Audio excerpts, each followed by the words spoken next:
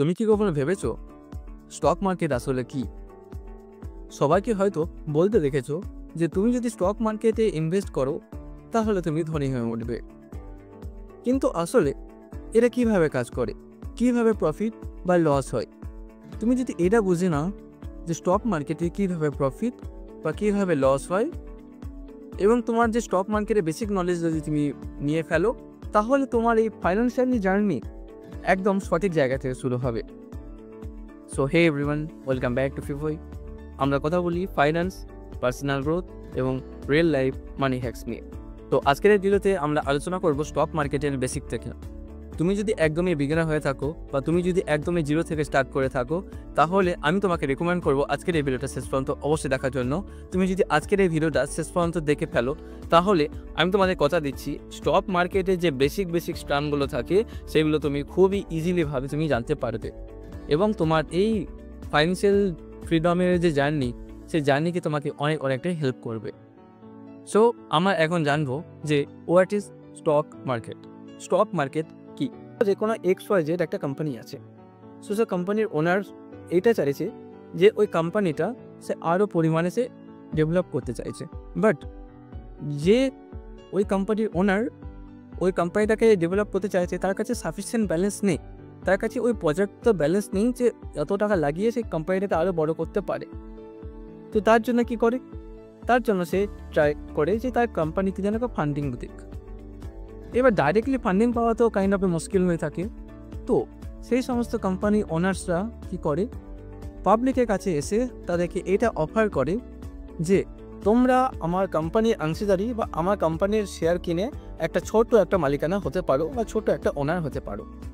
ঠিক আছে, এই যে প্রসেসটাকে যখন কোনো একটা কোম্পানি ওনার পাবলিকের কাছে এটা অ্যানাউন্স করে যে হ্যাঁ তুমি এসে আমার কোম্পানিতে, বা তুমি ফিজিক্যালি না এসে তুমি জাস্ট আমার কোম্পানির ব্যাপারে রিসার্চ করে আমার কোম্পানির সম্বন্ধে জেনে তুমি আমার কোম্পানির ওনারশিপ নিতে পারবে বা একটা ছোট্ট একটা অংশীদারি তুমি নিতে পারবে। তো এই যে প্রসেসটাকে আমরা বলি IPO, যেটা কি বলা হয় IPO, that is initial public offering. Okay, এই IPO পরবর্তীকালে কি হয়? IPO পরবর্তীকালে যখনই লঞ্চ হয়ে যায়, যখন লিস্টেড হয়ে যায় কোনো একটা এক্সচেঞ্জে, তখনই সেটাকে আমরা শেয়ার বা স্টকের নামে পরিচিত হয়ে যায়। এখন তোমাদের মাথায় প্রশ্ন আসবে, এই স্টক এক্সচেঞ্জটা কি? স্টক এক্সচেঞ্জ ইন্ডিয়াতে সাধারণত আমাদের মেন দুটো স্টক এক্সচেঞ্জ আছে।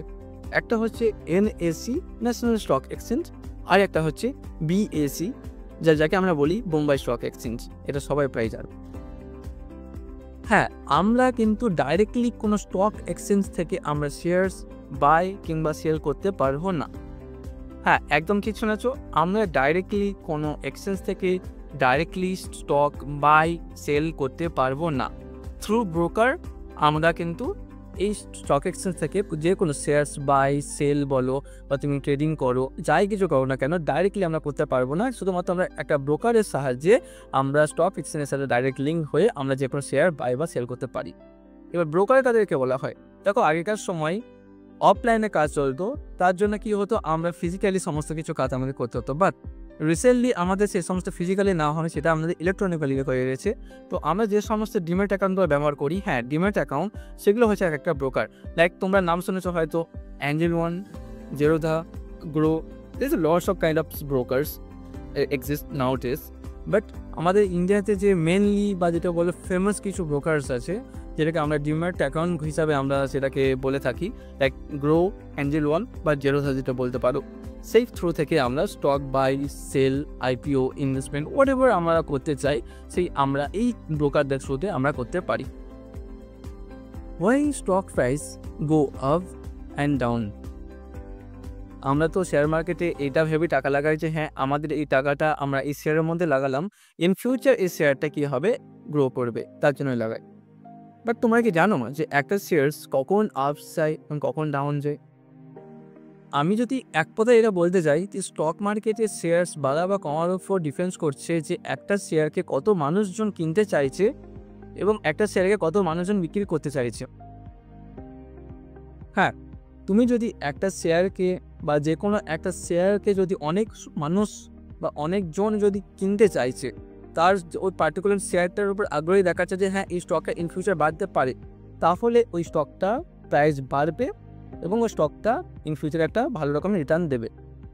এবং ধরো না অন্য একটা শেয়ার যেখানে মানুষজন সেই স্টকটার প্রতি কোনো আগ্রহ দেখাচ্ছে না, ইভেন তারা দেখছে যে হ্যাঁ যে স্টক তারা কিনে রেখেছে সেই স্টকগুলো তারা সেল করতে চাইছে যে এই কোম্পানির XYZ এর শেয়ার আমরা কিনে রেখেছি, ইন ফিউচারে এর কোনো ভ্যালু নেই, তখন তারা সেই শেয়ারটাকে বিক্রি করতে চাইবে বা বিক্রি করে ফেলবে। তার ফলে কী হবে যে শেয়ারটা কন্টিনিউয়াসলিভাবে ডাউনে চলে যাবে বা প্রাইস ডাউনে চলে যাবে। তো এক কথায় আমরা যদি প্রফেশনাল ওয়েতে বলি যে শেয়ার মার্কেটে শেয়ার্স ডিপেন্ডস করে কিসের ওপর? সাপ্লাই এবং ডিমান্ডের ওপর। কোনো একটা স্টকে বা শেয়ারে যত বেশি ডিমান্ড হবে সেই শেয়ারটা তত বেশি ইন ফিউচার গ্রো করবে। সো স্টক মার্কেটে আপস এবং ডাউনসের পিছনে আরও কিছু রিজনস আছে, like financial crisis, governments and কোম্পানিটা financial growths, balance sheets and like FII, DII, যেগুলো আমরা foreign institutional investor, domestic institutional investors আমরা জানি, তাদের উপর অনেকটাই একটা যে কোনো স্টকের আপস ডাউনসে ডিপেন্ডস করছে। ওকে, এরকম অনেক কিছুই ম্যাটার্স করে একটা শেয়ার্স আপ ডাউনসের জন্য, সেগুলো আমরা পরবর্তীকালে যখন ফান্ডামেন্টাল অ্যানালিসিসের আমি তোমাদের কাছে ভিডিও আনবো তখন সমস্ত কিছু তোমাদের কাছে আমি ক্লিয়ার করে দেবো। ওকে, টাইপস অফ ইনভেস্টার্স। স্টক মার্কেটে সাধারণত দুই রকমের মানুষজন থাকে, একজনকে আমরা বলি ইনভেস্টার, আরেকজনকে বলি আমরা ট্রেডার। ইনভেস্টার তাদেরকে বলা হয় ইনভেস্টার যারা যে কোনো একটা কোম্পানিকে ডিটেলসে অ্যানালাইসিস করে এবং তারা ভাবে যে হ্যাঁ এই কোম্পানিটা ইন ফিউচার গ্রো করতে পারে এবং লং টার্মে একটা ভিউ নিয়ে চলে, তাদেরকে বলি আমরা ইনভেস্টার্স। আর ট্রেডার্স তাদেরকে বলা হয় যারা কোম্পানির যে কোনো একটা XYZ শেয়ার ধরে নেয় এবং সেই শেয়ারটার আপস এবং ডাউনস যাই হোক না কেন তারা সেখান থেকে প্রফিট বুক করে নিই, জাস্ট ইন্টারডে, যাদেরকে বলি ইন্টারডে ট্রেডিং, তাদেরকে বলা হচ্ছে ট্রেডার্স। যারা লং টার্মের কথা না ভেবে শর্ট টার্মে একটা শেয়ারের জাস্ট একটা শেয়ারের আপস এবং ডাউনস দেখে তারা ইনভেস্টমেন্ট করে, তাদেরকে বলা হয় ট্রেডার্স। একটা কথা মনে রাখবে, ইনভেস্টমেন্টের থেকে ট্রেডিং অনেকটাই বেশি রিস্ক। তো তুমি যদি ফার্স্ট স্টেপ তুমি শেয়ার মার্কেটে যদি নিতে চাইছো তাহলে আমি তোমাদের সাজেস্ট করব ইনভেস্টমেন্টকে প্রিফার করবে, ট্রেডিংকে আপাতত এখন বন্ধ রাখবে। আফটার 2 বা 3 ইয়ার্স যখন তোমার শেয়ার মার্কেটের ব্যাপারে সাফিসিয়েন্ট নলেজ হয়ে উঠবে তখন তুমি এই ট্রেডিংয়ে আস্তে আস্তে ট্রেডিংয়ের অপশানস, সেলিং, বাইংয়ের ব্যাপারে তুমি শিখতে পারবে। এটা আমি এবার আমরা জানবো যে কীভাবে আমরা ইনভেস্টমেন্টের জার্নি স্টার্ট করব। তো আমি তোমাদেরকে একটা স্টেপ আমি তোমাদেরকে মেনশন করছি, এই স্টেপগুলোকে তোমরা ফলো করে নিজে ইনভেস্টমেন্টের জার্নি তোমরা আজ থেকেই স্টার্ট করে দিতে পারো। Open A demat or trading account. আজকে একটু আগে একটা কথা মেনশন করলাম যে ব্রোকার বা ডিম্যাট অ্যাকাউন্ট, যে ইন্ডিয়ার মধ্যে অনেকগুলোই তোমার ব্রোকার বা ডিম্যাট অ্যাকাউন্ট রয়েছে, like Angel One, Zerodha, Groww and whatever, Fyers, Dhan, there is lots of brokers or demat account. তো তাদের মধ্যে দেখে তুমি একটা ভালো একটা ব্রোকারের সাথে তুমি যুক্ত হয়ে তাদের সঙ্গে একটা অ্যাকাউন্ট ওপেন করে নাও। স্টেপ 2, তোমাকে প্রথমে বেসিক জিনিসগুলো তোমাকে জানতে হবে, লাইক শেয়ার মার্কেটের শেয়ারে বাই কী করে, সেল কী করে, সাপোর্ট কী, রেজিস্ট্যান্স কী, IQ কী, ফান্ডামেন্টাল অ্যানালিসিস কীভাবে করতে হয়, একটা শেয়ার কেনার আগে আমাদের কী কী দেখতে হয়, লাইক কোম্পানি যখনই আমরা কোনো একটা শেয়ার কিনতে যাব সে কোম্পানিটা বা যে শেয়ারটা ওভার ভ্যালু আছে না আন্ডার ভ্যালু আছে, এই সমস্ত কিছু আমাদেরকে প্রথমে দেখতে জানতে হবে। এই সমস্ত কিছু যদি যতদিন না শিখছো ততদিন ডাইরেক্টলিভাবে কোনো স্টক কিনতে বা বিক্রি করতে যাবে না। Step 3, start with small. হ্যাঁ, একদম তোমার যত সেভিংস আছে সমস্ত কিছু নিয়ে একবার স্টক মার্কেটে এসে একদিনের মধ্যে ধনী হয়ে যাবে এরকমটা ভেবো না। Stock market it takes time. তুমি যত বেশি এখানে টাইম দেবে তত বেশি তুমি এখানে শিখবে, তত বেশি তুমি এখানে ফাইন্যান্সিয়াল ফ্রিডমের জার্নিতে তুমি সফলতা পাবে। নিজে সমস্ত সেভিংয়ে একবার ইনভেস্ট না করে তুমি জাস্ট একটু করে 500 থেকে SIP স্টার্ট করো, 1000 থেকে SIP স্টার্ট করো, 1 মাস 2 মাস 3 মাস 4 মাস করার পর তারপরে তুমি আস্তে আস্তে স্টক অ্যানালাইসিস করতে শুরু করো। সেখানে তুমি মোটামুটি 10 থেকে 15টা স্টক সিলেক্ট করো যেগুলো তোমার একদম ইউজ টু হয়ে যাবে অ্যানালাইসিস করতে করতে। সেই সমস্ত স্টকে তুমি আস্তে আস্তে করে তোমার সেভিংসের 10% 15% তুমি ইনভেস্ট করতে শুরু করো।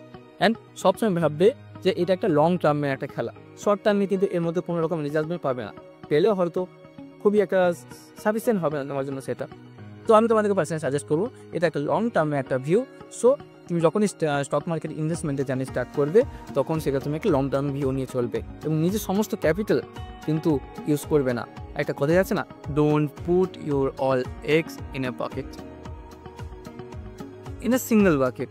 ওকে, একটা সিঙ্গেল বাকেটের মধ্যে কখনোই নিজের সমস্ত ডিমকে রাখা উচিত নয়। লাইক একটা সিঙ্গেল স্টকের মধ্যে সেগুলোকে কোনো সময়ই সমস্ত সেভিং তোমাকে রাখা উচিত নয়। তাদের তোমাকে বললাম 10 থেকে 15টা স্টক তোমাকে সিলেক্ট করতে হবে।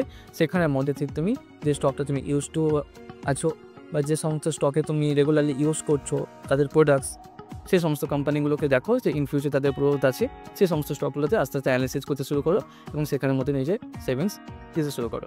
অ্যান্ড ফাইনাল স্টেপ যেটা আমরা বলতে পারি যে স্টক মার্কেট হচ্ছে এমন একটা জায়গা যেখানে এটা হচ্ছে কাইন্ড অফ এ দুই মুখে একটা তরোয়াল।